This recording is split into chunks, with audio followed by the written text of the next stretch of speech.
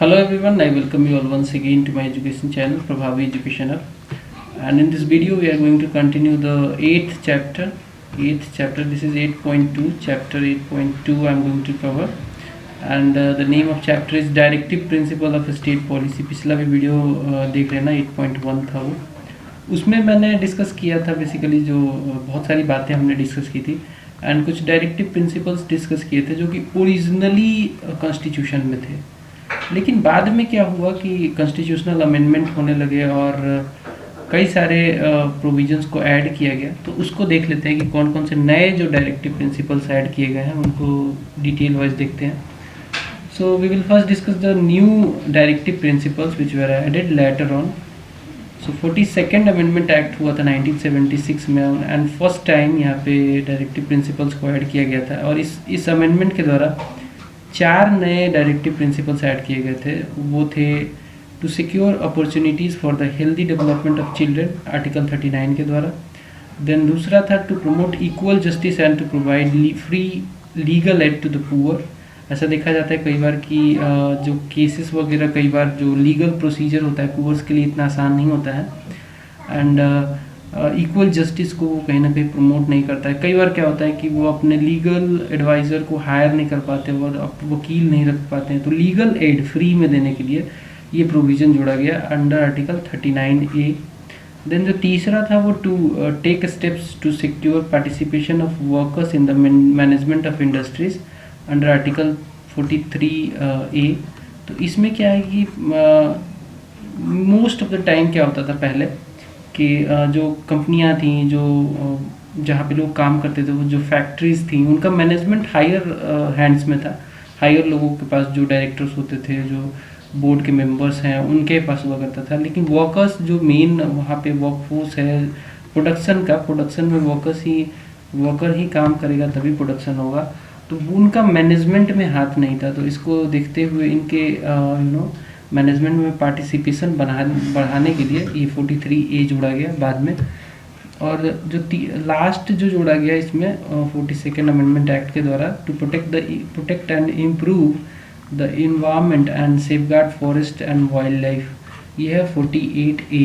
तो देखिए ज़रूरी है इन्वायरमेंट को, डेवलपमेंट के नाम पे आप कुछ भी नहीं कर सकते। डेवलपमेंट इन्वायरमेंट के साथ कोई भी हद तक आप नहीं जा सकते। पहले क्या था, इन्वायरमेंट के सेफगार्ड के लिए हमारे पास डायरेक्टिव प्रिंसिपल नहीं था, तो स्टेट क्या करती थी, सरकार क्या करती थी, धनाधन फॉरेस्ट काट के या फिर वाइल्ड लाइफ डिस्टर्ब करके भी डेवलपमेंट किया जा रहा था। लैंड की ज़रूरत होती है कई जगह फैक्ट्री लगाने की, कई स्कीम बनाने के लिए इन्वायरमेंट को डैमेज करना पड़ता है। तो ये सारी बातें ना हो, एक बैलेंस बना रहे, इसके लिए आर्टिकल 48A जोड़ा गया था।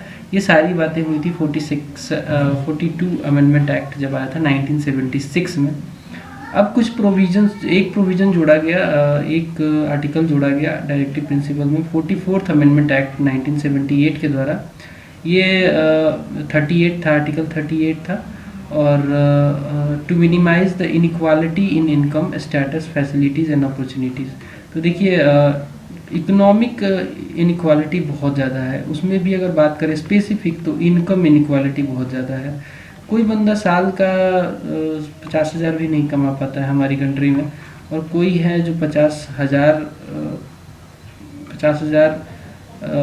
या फिर 50 करोड़ या फिर इससे ज़्यादा भी पैसा कमाने वाले लोग हैं। 50,000 करोड़ तो नहीं, लेकिन 50 करोड़ से ज़्यादा कमाने वाले लोग बहुत हैं।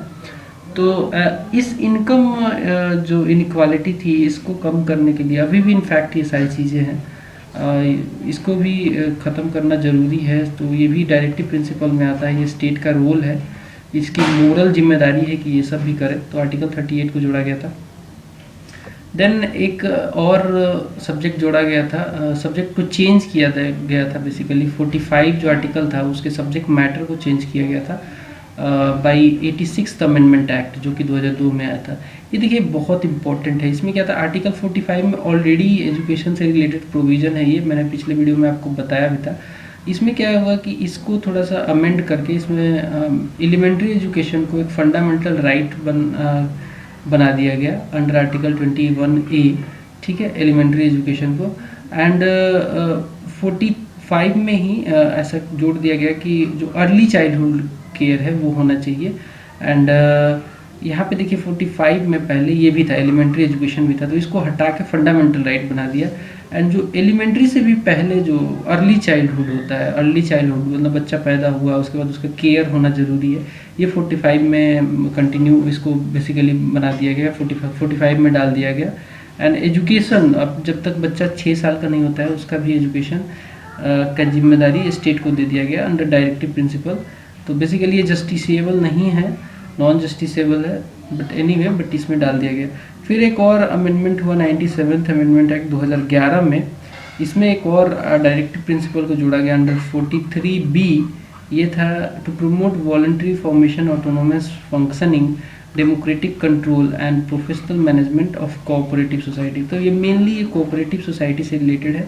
Cooperative society basically Gandhi ji का बेसिकली आइडियोलॉजी थी कि कोऑपरेटिव सोसाइटी को वॉलंटरी फॉर्मेशन के तौर पे autonomous functioning, democratic control, professional management cooperative societies establish करके ऐसा होना चाहिए।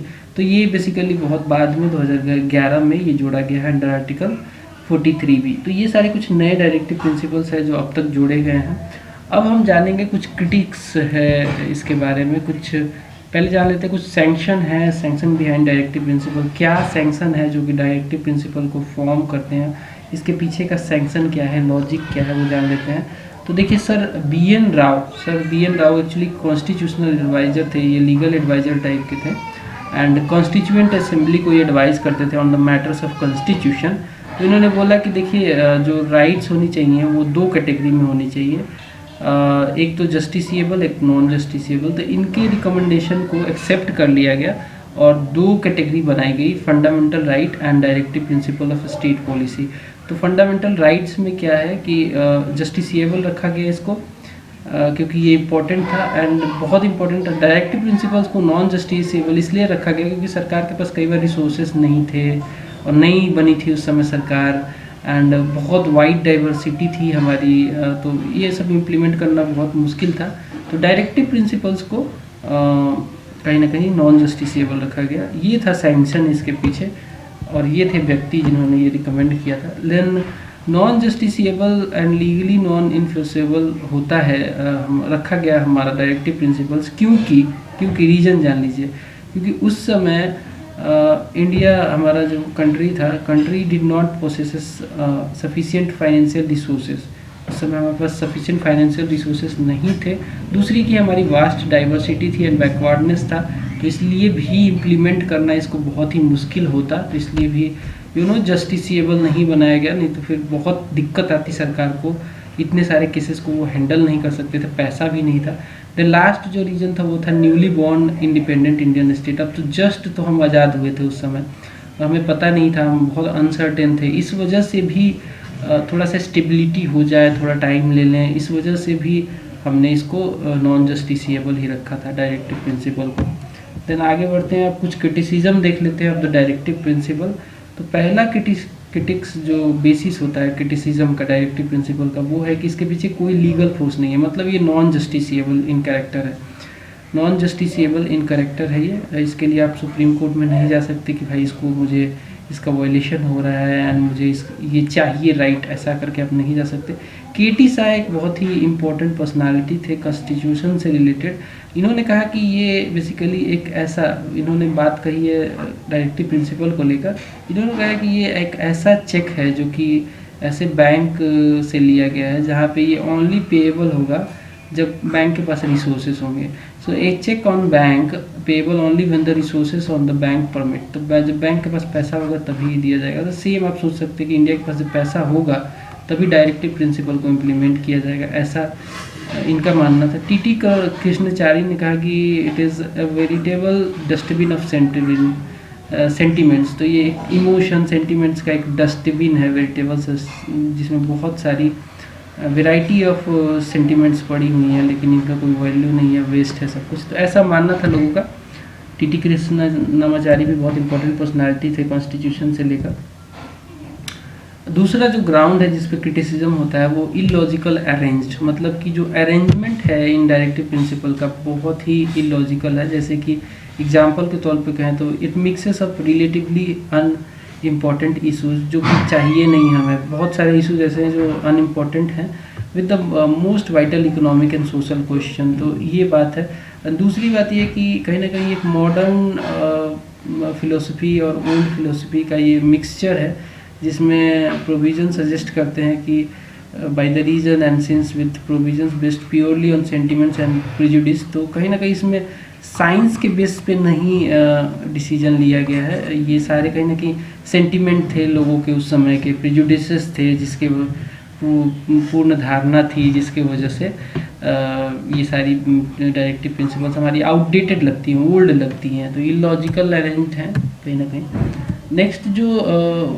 नेक्स्ट जो इसमें ग्राउंड बनता है क्रिटिसिज्म का, वो है conservative.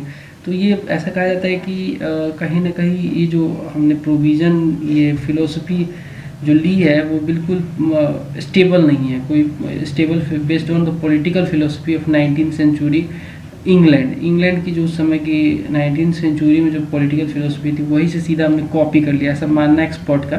And part 4 of the constitution expresses Fabian socialism without the socialism. तो फैबियन सोशलिज्म आप मुझे बताना है कमेंट करके, ये आपके लिए क्वेश्चन है, ये क्या होता है, बहुत इंपॉर्टेंट है, इसको थोड़ा सा समझना, इसको समझ के मुझे बताना, पता हो तो बताना, नहीं पता हो तो मुझे कमेंट करना क्या होता है, मैं बताऊंगा, बट अभी नहीं बताऊंगा क्योंकि ये आपके लिए मैं टास्क देना चाहता हूँ। कमेंट सेक्शन में मुझे ज़रूर बताना।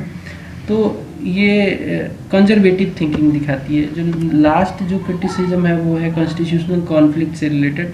ऐसा के संत नाम का मानना है कि डायरेक्टिव जो है वो लीड करते हैं constitutional conflict between the centre and state. जैसे कि इन डायरेक्टिव प्रिंसिपल्स के बेसिस पे सेंटर आदेश दे सकता है स्टेट्स को इनको इम्प्लीमेंट करने के लिए, और सेंटर मान लो ना करे तो स्टेट मान लो इनको इम्प्लीमेंट ना करे तो सेंटर उसको वहाँ की सरकार को गिरा सकता है, इमरजेंसी लगा सकता है on the ground that states are not following the instructions. तो ये कहीं ना कहीं कॉन्फ्लिक्ट पैदा करता है सेंटर और स्टेट में between the president and prime minister, because prime minister bill मतलब पास करा के उसके बाद जब प्रेसिडेंट के एसेंट के लिए रखते हैं तो प्रेसिडेंट एसेंट अपना नहीं दे सकते हैं, ऐसा भी हो सकता है। तो कहीं ना कहीं ये भी कॉन्फ्लिक्ट होता है। नेक्स्ट जो है between the governor and chief minister, same ground पे, सेम मोडस ऑपरेंडी पे ऐसा गवर्नर एंड चीफ मिनिस्टर के भी बीच हो सकता है।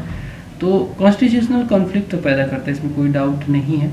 तो ये सारे कुछ 4 ग्राउंड थे जिस पे इसको क्रिटिसाइज़ किया जाता है।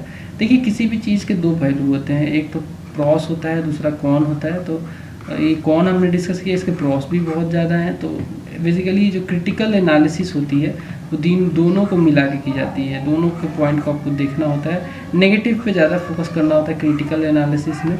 तो एनीवे मेंस लिखने की बात आएगी तो ये सारी बातें करेंगे। वो भी एक मैं इनिशिएटिव लेने वाला हूँ कि मेंस में कैसे आंसर लिखें, कैसे आपको कौन से क्वेश्चन का मतलब क्या होता है एंड कैसे आपको आंसर लिखना है। I try my level best. बाकी आपको अच्छा लगेगा तो बताना। ये वीडियो कैसा लगा कमेंट करके बताना। एंड अगर अच्छा लग गया है तो लाइक कर देना, शेयर कर देना दोस्तों के साथ। मिलते हैं अगले वीडियो में, तब तक के लिए नमस्कार।